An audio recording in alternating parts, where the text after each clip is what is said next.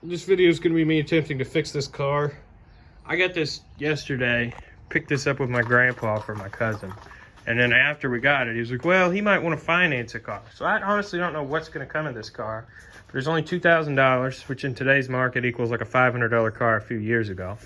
And I'll admit, the guy kind of screwed me on it. Just listen to this transmission. It sounds ridiculous, like it's dying.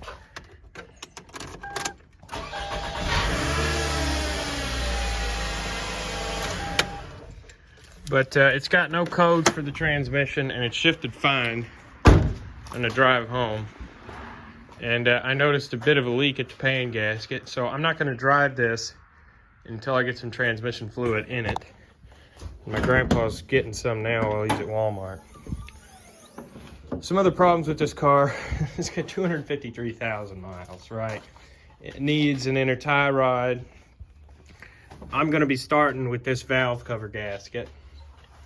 The car seems to work okay otherwise. You know, all the fluids are filthy. It's old, it's beat up, but it runs good and it shifts good. Shifting good is a, for how long, I don't know. But let's get started on this. It's 210s here. I don't know if these are OEM or aftermarket, but they look pretty good. Sweet, didn't break any of them. Just use a screwdriver, push down on them a little bit, use a screwdriver, pop them off. Let's get these coil packs out of here. One, I usually keep them lined up the way they were. You don't have to do that. Two.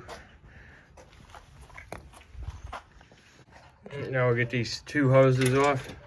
Note that that right there is the PCV valve. I'm gonna check that and probably clean it, maybe replace it depending on how bad it is. Most of these were like finger tight, which is great. I like that they do some of them with nuts there for like alignment purposes.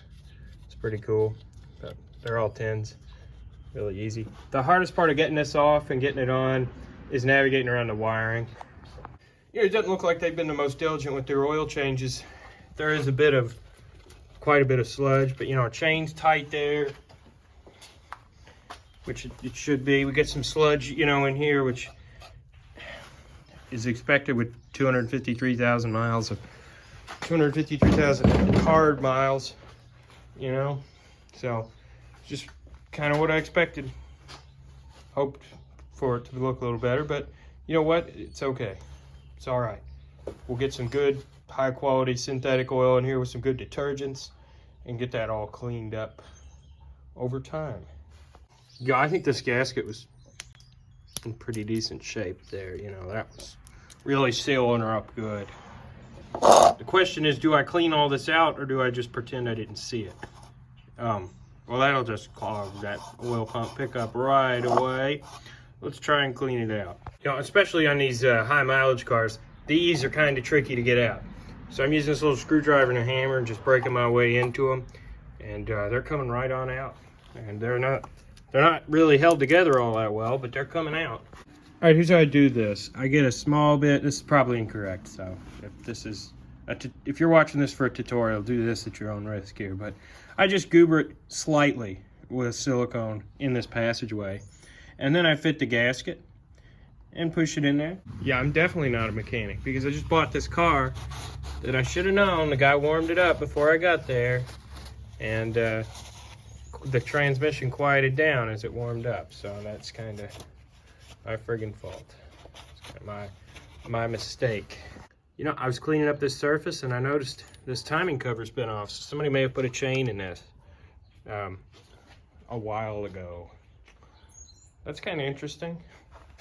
This has been changed. I'd like to think this water pump's not original, but usually these fail around 250 if they are original. And knowing the maintenance history on this car, probably is original.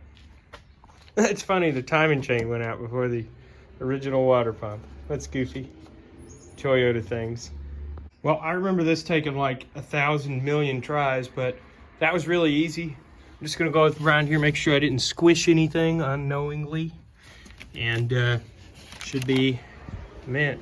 Also, I mentioned checking this some right here. And I ended up not even removing it. I just shook the valve cover, heard it, and I know we're good to go. This will make a little clicking noise, like a little ball rattling around. That's all this is, just a one-way valve.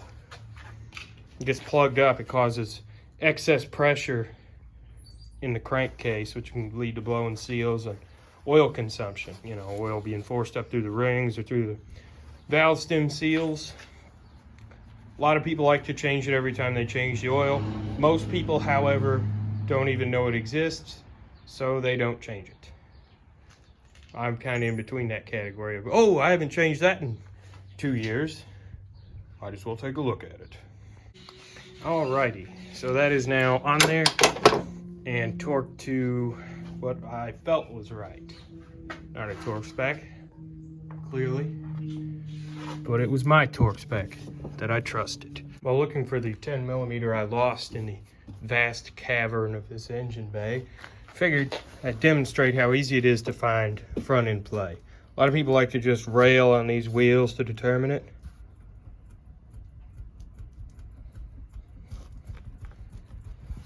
When I tell you that thing is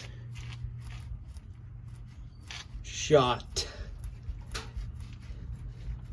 that would be something that could break and strand you at any point with that amount of play. So if you get under your car, you jack it up and you get that, fix it. Or you're gonna be punched up into a tree somewhere. I'm over here giving advice like I'm a real mechanic, but the reason I jacked this up was to find the socket that I lost in there.